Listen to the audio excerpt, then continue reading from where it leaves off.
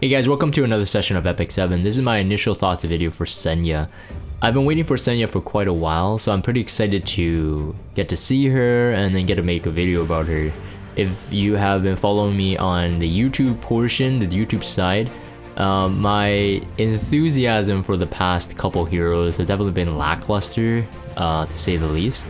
I think Politis was the last one I can remember that I was pretty excited for, in terms of like, I think that, you know, she really did set a foot in the meta. She can't be ignored in some circumstances, so very influential hero. But when I made my Politis video, she was also right before the limited banner, talking about like the Cerise Landy DN, like right before that. I think it was that one. Yeah, I believe it's that one. And I was saying that, you know, for players who don't have the limited heroes, all three are actually pretty good. And Deanna is actually back. Deanna is actually back in this meta, so it is quite interesting. But all three influential, all three were good, especially at the time of their release. So I advise people, you know, like Politis honestly cannot be skipped, but I understand if you can't because, you know, limited they're coming. Sort of same deal here with Senya. Although I would have to say that Senya, on paper, is not as influential as Politis is. Okay, so whatever you're hearing from me in terms of this video, however much I like Senya, she is not as influential as Politis, as in a must-have RGB hero. All right, I would say that right now, but I will be biased because I like Senya. I like her look. She's a babe. Anyways. Because we have the collab coming in June, so I know a lot of people probably won't be polling for Senya, and nor am I trying to make this video to get you to poll for her, but I think I will go for her. Alright, so anyways, with that introduction kind of aside, definitely want to say how influential knights are right now in RTA. And in the PvP, I mean, I sometimes bring like 3 knights to like Guild War offense tiers because it just works, and knights right now are looking like really strong, right? Like just a ton of utility. You got the damage mitigation group, you got the Armin's troublemaker closets, you got like the utility group, I mean a damage dealer group, like Last Rider Crow, Blue Crow. You got like the flexibility type of builds with Lilius, like cause some people went ER Lilius for a while, now kind of Bruiser Lilius, there's Cleave Lilius. There's a ton of stuff that you can do with knights, and it's just because like that's the very reason why I always rate like Thieves very low without survival. So RB and Rylet are like another story. RB is still being very strong, and then Rylet is like really good if you don't dodge. If you dodge rather. If you don't dodge, that's the first thing I thought about.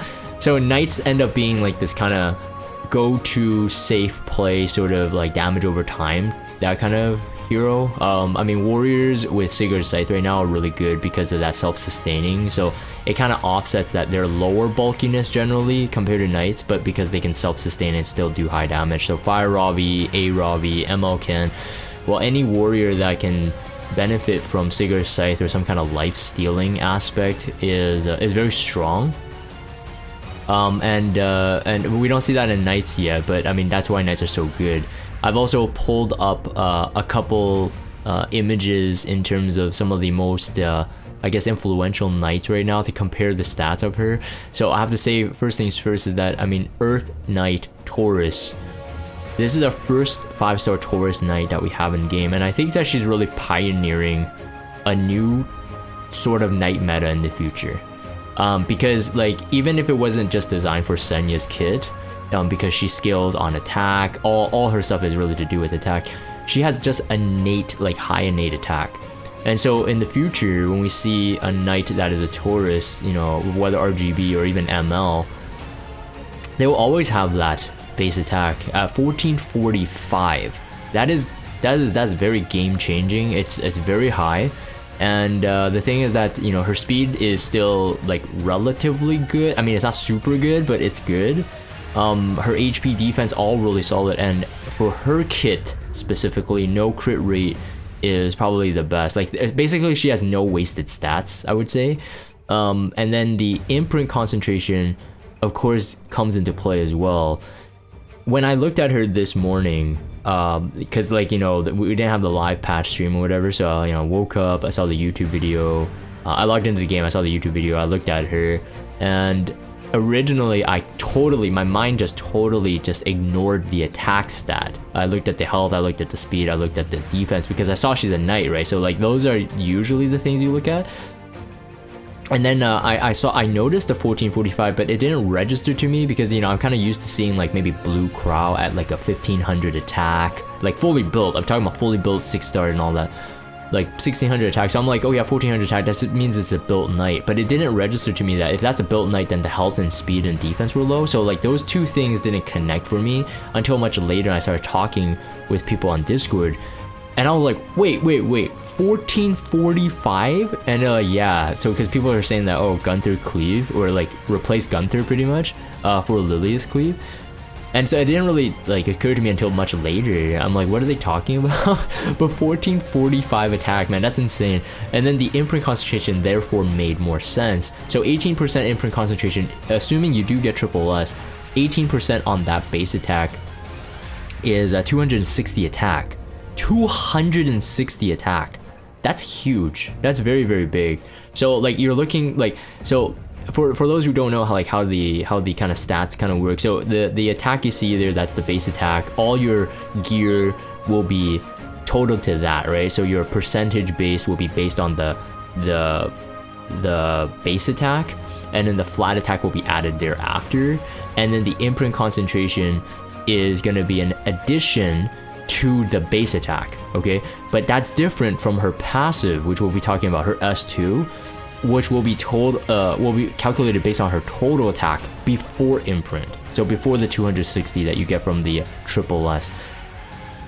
So that's why I'm saying like the damage mod's got to be low, because I don't think that like should be like just again high base defense, high base health, and then having that much attack and still be doing a lot of damage, even though yes you don't have crit damage. I don't think her mods will be like insanely high. I don't foresee a mod being over 1, but hey, maybe I'll eat my words, right? Like whenever we get the data mines. Anyways, like I said, I'll put it in the description below, so please don't leave a comment saying that the data mine is out. All right, don't think you're a genius. I know the data mine's out by the time I upload this video. But anyways, description is where the data mines are, or the data mods. So first things first, I want to compare a couple knights, right? So Lilius, we got the Ares knight here, same stats as Blue Tywin. So I'm not gonna compare like Falcon or Cluey or whatever. Like specialty change heroes get mixed and matched because they get bonus stats and stuff like that, so it's not really accurate. But same as Blue Tywin, and same as, oh no, Blue Tywin, yeah. I was thinking about Ambitious Tywin, but that's Sagittarius. So 110 speed, the health is much higher, you're getting 6751, and then the defense is slightly higher. I mean, the attack of course is really low, right? The emphasis is never attack on Lilius, although we know that Bruiser Lilius with crit damage, some attack will help the damage, so I mean every bit will count, but 18 effectiveness instead. In terms of like, if you're looking at the base stats, I do think that Senya's 1445 attack is honestly a lot of value in terms of, if you were calculating all of the stats based on the 85 gear meta in terms of like potential rolls, you would reverse calculate to say that Senya's is actually really high in terms of just pure stats. She just offers a lot, except like, you know, no crit, right? But she doesn't need to crit. But I'm saying in the future knights with Taurus, like maybe they want to crit, and then you're gonna have to basically be looking for that crit rate. Charles is a 27 crit rate, and we know that he has a self imprint, but this is just a Gemini knight in general. Mort shares Gemini as well. The speed is also good at 109. The health is lower than Senya. The defense is lower than Senya. Attack is much lower than Senya. We already knew that. He has a really low base attack. And then that's it for Charles. So like outside of the speed and maybe the crit rate, he doesn't actually have more stats than Senya. That's why I'm saying like Senya's is actually pretty amazing. Charles' self-imprint actually makes up for it. If you calculate self-imprint in terms of stat value, then technically it does outweigh the 18% attack, but it's, again, 18% attack scaling on her base is just amazing. We have Charlotte, not very popular knight choice at this point in terms of like when Smile get releasing heroes. We don't really see many Leo knights, but the attack is higher than Charles, 1134. Health is much lower, speed is really low, and then the defense is higher. For Charlotte's case, it was good, of course. Like, they designed or redesigned her kit to kind of fit her stats better. So the defense buff and the attack buff when she gets hit definitely helps scale that in terms of a knight class. That's pretty good. And then 23 crit rate, so only 4 under Charles. But the speed is insanely low, and the HP is very hard to scale. I tried building a Charlotte with like an HP main ring or something like that. I was like, ooh, like the HP still feels low.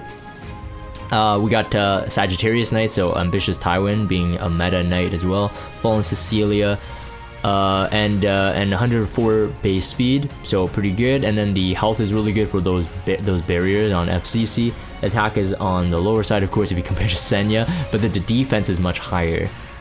We don't have any more crit rate than Senya. We don't have any effectiveness over Senya. So that's what I mean by, like, if you're taking in terms of stat value, Senya really is pioneering a new meta of knight. I am kind of scared in a way to see where the meta will go with Taurus knights being a thing now.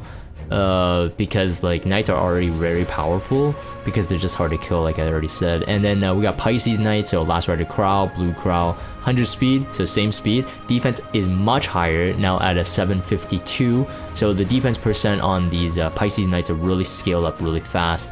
They have 18% effect resistance, which is nice because both of them sort of are supportery type of heroes, both Last Rider Crow and Blue Crow. The health is only slightly higher, and of course attack is not that important in their kit. So again, I think just overall Senya just brings a lot in terms of, like, I'm just, you know, giving you guys hard stats so you guys can see. I think she brings a lot of value, but again, now the question is though, how about her kit? I saw a lot of people commenting on her this morning, just, oh no, she's really not that good. And like I said, I agree that in terms of, like, she's not a Politis level, as in like a non-limited, but you should pull her. I don't think that's the case, but I definitely think she brings a lot of fun to the table, and this is where I get excited, right? I get excited for like some fun heroes, not super gimmicky, and it feels like she works. I think the S2, S3, S1 design, it really does feel like she works. And of course, don't go in the comment section saying that, well, Jagan, she can be countered by this. Every hero can be countered by something, alright? So it does not necessarily make her bad, right? So anyways, skill 2 is a passive, so the caster cannot trigger a critical hit, so she shares that same thing as Gunther. So this means that she can be sealed by Archdemon's Shadow. So she could crit. I'm laughing at this because, like, people always, you know, felt that was really funny, like build a crit damage Gunther, bring it to Archdemon's Shadow, and then you'd be surprised how much damage he does or whatever. But anyways, that's just a joke. But the attack is increased, attack increased by 30%, and critical resistance is up to 50%. So if you calculate the +5 in terms of the Mola skill enhancement, it will be 50% crit resistance. So there's two aspects to this. One is that the attack is increased by 30%. Based on this reading, this would be the same as Luna's passive above 50% HP. Now, because I was a very early triple S Luna owner, I did a lot of videos on Luna in the past, so I'm pretty, like, experienced in terms of that realm of this type of wording. So Luna's attack passive being 30% above 50% HP is an attack. It's like an attack buff like Landy's S2, right? So it will calculate based on the total amount of attack you get, like, on the stat sheet. So after all your gear and you look at her stats, let's say you get to 5k attack, it would be 30% of that 5k attack. And then if you have a triple S, that 18%, the 260 attack that I talked about earlier, that would be added to it, right? So it's not like as OP as you think, but it's still really good. So in terms of, because her base attack is very high, and then getting this buff, I think she can exceed Gunther's attack quite easily. The only thing is, I think for Gunther's case, like you could just build him full attack, where in Senya's case, I think you want to build her a bit of speed and bulk and attack. So I don't foresee her being at like from the stat page itself, like you see like the 5,000. But like when you're in a fight with the passive on, it should exceed 5,000 easily, very easily actually. And then critical hit resistance is by 50%, like I said, with a +5. So for those who are thinking about DN's like anti-crit buff or Shu's anti-crit buff, it does not mean that 50-50, like 50% from the buff, 50% from her passive equals 100% crit resistance. Doesn't work that way. I believe that it is rolled individually, or at the most it's multiplied. So it would be roughly 75% critical hit resistance. I'm saying roughly because I think it doesn't really work that way in terms of like it's just half of the half. But I think it is rolled based on individual checks. So in the case of Gunther's passive is 70% critical hit resistance, but we have seen people crit Gunther even with DN's anti-crit buff. This was tested really early on when Gunther got a buff, right? So Gunther, yeah, for those who weren't keeping track, Gunther got a buff to get the 70% anti-crit passive as part of his cannot critical hit passive. So kind of like Senya here. So that's why people, you know, I don't blame them. That's why saying that, oh yeah, she's just basically Knight Gunther, or the better Gunther, because she does more. Anyways, when attacked, if the caster suffers a non-critical hit, deals damage to the attacker proportional to the caster's attack before activating Grace of the Battlefield. Grace of the Battlefield can only be activated once every 2 turns. So I have a screenshot here, and I definitely I did some masking and just to emphasize the politics here. So what happened in the video, if you watch their video, of course all of these screenshots are taken from their video to discuss. Kitty Clarissa did the S3, so it's a non-attack skill. Politics did Astral Guide, so it hit everyone as you can see on the left, and then it's not critical hit. It didn't critical hit Senya, and you see the damage immediately applied to Politis. Now, these videos are gonna be like a bit speculative because we don't know the stats that Smaug ever show onto the heroes themselves. So like we don't know how much attack she ended up having here, Senya that is. We can't really deduce that. Even if you see her HP or whatever, you can't really deduce that. So it does 1,800, right? But that's proportional to the caster's attack. Now, does that penetrate defense, or like is that like we're not quite sure, right? But because her attack is already at 1445, I'm pretty sure if that Senya was geared, let's say just a sword, just with the flat attack itself, so it's not a 1-for-1 damage mod, I'd say, like you can see here, right? You can imagine that like it probably is pretty low in terms of damage mod, and that's what I was talking about. I think that every individual like damage she'll have probably won't be super crazy, but I'm okay with that. So basically it's kind of like you could almost say that it's almost like a reflect buff, but the reflect buff of course is based on their damage and the total cap of your total HP, and it doesn't really work that way, but it is sort of like it. So it reflects some of the damage back, so which is kind of cool, but only if they do not critical hit.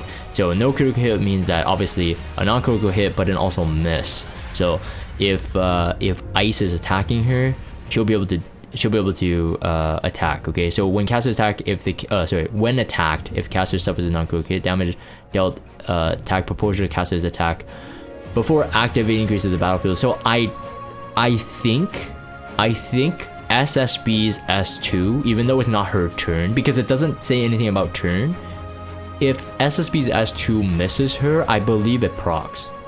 I believe it procs Grace of the Battlefield, I believe it procs the attack, but that's more for testing, and even the data mine won't be able to help us solve that, I think, but we will definitely have to test that. And then Grace of the Battlefield can only be activated once every 2 turns, so it might be nice to have Senya at a decent speed, so she could get that Grace of the Battlefield back quicker. And of course just having speed on her isn't bad anyway, because I don't think that she'll benefit from being on a counter set, as she has her own counter buff. Although that can be dispelled, I still think that she probably doesn't need it. So the Grace of the Battlefield grants a random buff to all allies for 1 turn. It increases attack, effectiveness, defense, continuous heal, or immunity buff. So in my opinion, that's a lot of like very nice support buffs. Continuous healing makes her a healer. So in my mind, I don't recollect any single knight that has any ability to heal unless it's through an artifact. But like just to even have a continuous heal could be really good. And then debuff, immunity buff, attack buff, defense buff, all very, very nice. And effectiveness is the only one I'm like, like in an RTA scenario, that might help maybe in a like beginning fight. But remember, this is a random, so you don't want to rely on that RNG. But I'm just saying, like, the out of all of the possibilities, like 4 of them are pretty good. But just keep in mind it is 1 turn, and she takes a long time to do it. So I would definitely, like, I wouldn't consider her a decent enough buffer, but that she can grant buffs. So of course, granting buffs means that, you know, could potentially be, you know, bad versus Landy, for example. Right, there's always going to be weaknesses to everything, but in my opinion, that's kind of nice to have. So I kind of like that passive. S3 Dragon Slayer Strike. Strikes all enemies with spear, up to 100% chance if you mold it to +4. 100% chance to decrease the hit chance for 2 turns, so blind debuff, and then adopts a counter-attacking stance for 2 turns. So, I mean, 15% more damage dealt is something, but in my opinion, because she cannot crit, I probably would not suggest that. We'll have to see, but I mean, I don't foresee 15% damage. The issue with non-critical hit damage is that there's a crushing hit and there's a normal hit. The crushing hit will look really good. When it's a normal hit, it's very, very underwhelming. And that's the same case for Gunther. I mean, I use Gunther sometimes for like arena offense, and like when he gets a crushing hit, ooh, that's really high damage. When he gets a normal hit, very, very low damage. So I don't know if it's worth the Mola to get the what do you call it, the +5, unless you're just fully invested into her. The Soulburn, it is 10 souls only, and but I don't like it that much. I mean, decrease the skill 2 cooldown, but it's a blind chance. Blind chance is nice, especially if you think about her kit as well. I would say that probably the benefit from the skill cooldown decrease, even though it is only 10 souls, it is the counter-attacking stance for 2 turns, right? But it's just like, would people want to attack her though? Like if you miss her or if you don't crit her, you get damaged, and then if she has a counterattack, they get 100% provoked. So like, that's where I feel like the S3 probably is her most odd choice. At the same time, it kind of makes sense. The blind chance to get the non-critical hit so that she could proc her passive, the counter attack to get the provoke for her S1 synergy is kind of nice as well. But I guess, you know, yeah, I guess it's more of like, once you get a provoke and she counterattacks, she might be able to re-provoke them. So that's actually, no, never mind. To think about it, I think it's okay. I think it's okay. Senya's S3, I love that her lore has that background of her village being burned or whatever, and then she's just out for revenge. So like I said, like kind of neat, like cliche kind of character, but I like the passion in her eyes. Okay? I like her animation. It's really quick. It happens really quick. I had to do like frame by frame in order to capture this one, but I like the passion that she brings. I'm not looking at anything else except the eyes, guys. Just saying. Senya skill 1, Spear of Vengeance. So attacks the enemy with a spear with a 65% chance to provoke for 1 turn. If you +3, it is up to 75%. So it's very high. Definitely like, you know, up to Blue Crow, General Purgus, that level of provoke annoyance, and the old Sea Armin. But when it's not the caster's turn, the effect chance is increased by 25%, so 100% chance to provoke. And like I said, I just don't think that, you know, without decent damage mods, I just don't think that she will be like super good. That's the issue, and that's why I don't think that I could recommend people pull if you're saving for the collab. But like I said, I personally like her a lot as a character. I like her design. I think that she's kind of interesting to play with. So I definitely think that there's going to be room and people will experiment with her. I mean, that's the case for Epic 7. And I can predict that she can be successful in some things, but we just kind of have to find out where she will fit, where she'll lie in terms of like what's available right now, in terms of RTA drafting, like the hero pool. What should we get? What will she get countered by? Who will be her support and, you know, the best heroes with her, etc, etc.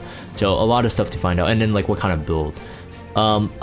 Night exclusive artifact. So this one's a decent combination of the hero and the artifact. Both I think are kind of nice. I mean, both art is really good. I love the artifact art on this one. Again, very, very pretty. Spear of the New Dawn. If we take a look at the max level one, after using a basic skill, has a 100% chance to inflict additional damage to the target. Additional damage increases proportion of the caster's attack. So far, what we have seen is that any sort of kind of additional damage, so like LQC splash damage, Rengar specialty drink, Briar Witch's serious passive, it has had some ability to, Iberia's Tooth has ability to ignore like partial defense. So we'll have to find out whether or not this shares the same thing, or are all of the ones with like additional, you know, additional damage, are all of them the same in terms of like, do they all ignore the same amount of defense? I guess we'll have to see. But if you do have only one copy of the artifact and you get it to level 6, I believe, so plus 15, it's a 75% chance to do that damage. So is this gonna be the new drink? I'm not quite sure. Really early on I was thinking like, oh, this could be decent for Fire Charlotte, since Fire Charlotte can do AoE S1, so like always get splash. So in the case of Fire Charlotte, I mean, she works, like, I would say best with crit damage, but maybe some people can now look with this artifact, and if you want to use it on Charlotte, that is, can look into scaling up her attack a bit and lowering the crit damage in terms of like the stat distribution. So this could be kind of good on Charlotte. I think it could be good on Senya as well, but otherwise I think it just for pure annoyance, if you hit her and you don't crit, you get some chip damage done to you. You might want Elber's Ritual Sword on her. I think it would be very solid. At least in the case of the Knight artifacts, I don't think that she would. Maybe Adamant Shield if you run out of Adamant Shield heroes, but I think she is meant to be, or designed to be, a bit more aggro. Some kind of aggro type of hero. So I think that the Elber's Ritual Sword or even this artifact might be her best in slot. But let me know in the comments down below, like, what you guys think, like, in terms of artifact. What do you think that she'd be using? I don't think Aureus would be good on her. I mean, she could, every knight could, even technically Charles could. Adamant Shield I think could be a good one too, if you need an additional Adamant Shield holder. Yeah, so that's pretty much it. I mean, this one's pretty long. It's almost 30 minutes. But I like her. I think I don't think she's game breaking. I think she's just very interesting. I'm more fearful of Taurus Knights now in the future because of that high base attack, and what that tells me about how Smilegate knows that Knights are really very powerful, and what that means for the meta in the future. But I don't think she's the one that is breaking the meta, but rather she's going to pioneer a new type of knight. Anyways, that's my initial thoughts for Senya and her artifact. So I'm gonna end this for the video recording. If you guys have Discord, check out the Discord server, follow me on Twitter, and subscribe to YouTube if you haven't. As always, thank you guys for watching, and I'll see you guys next time.